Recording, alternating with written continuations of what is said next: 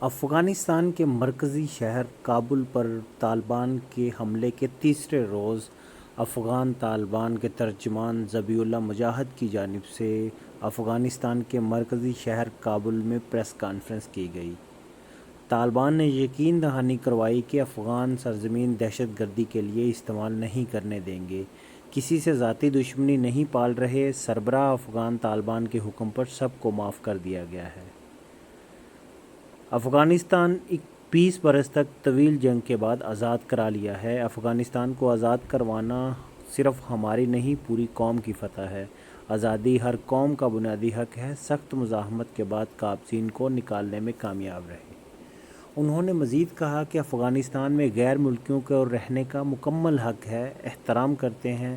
ہمارا کابل میں داخل ہونے کا کوئی ارادہ نہیں تھا، لیکن کرپٹ حکمران وقت سے پہلے بھاگے، لوٹ مار ہوئی تو کابل میں داخل ہوئے۔ ذبیح اللہ مجاہد نے کہا کہ کابل میں سفارت خانوں اور گرین زون کو محفوظ بنائیں گے۔ افغان سرزمین کسی کے خلاف استعمال نہیں ہونے دیں گے۔ سربراہ افغان طالبان کے حکم پر سب کو معاف کر دیا ہے۔ پڑوسی ممالک کو ہمارے اصولوں کا احترام کرنا چاہیے۔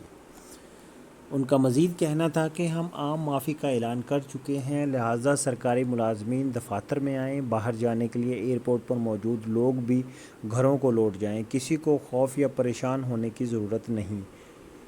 عنقریب کابل کی صورتحال واپس اپنے معمول پر لوٹ آئے گی۔ بڑی طاقت کو شکست دی ہے، ہماری افغان عوام سے کوئی ذاتی دشمنی نہیں ہے۔ خواتین سے متعلق بیان میں واضح کیا کہ اسلامی اصولوں کے مطابق خواتین کو کام کرنے کی اجازت ہوگی۔ خواتین کسی بھی معاشرے کا اہم جزو ہوتی ہیں، ان کا احترام کرتے ہیں۔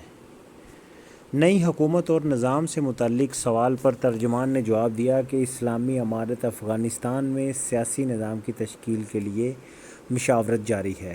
چاہتے ہیں ایسا نظام بنے جس میں تمام طبقات کے لوگ شامل ہوں۔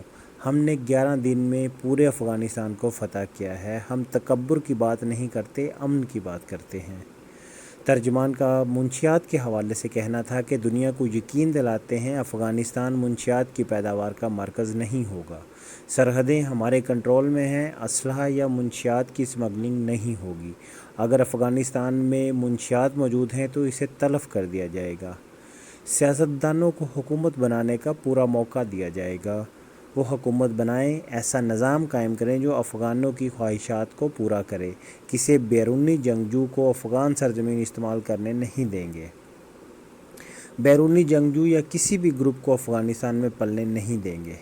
سیاستدانوں کو دعوت دیتے ہیں کہ ہمارے ساتھ تعاون کریں۔ تمام سیاستدانوں اور مخالفین سے افغانستان واپس آنے کا مطالبہ کرتے ہیں۔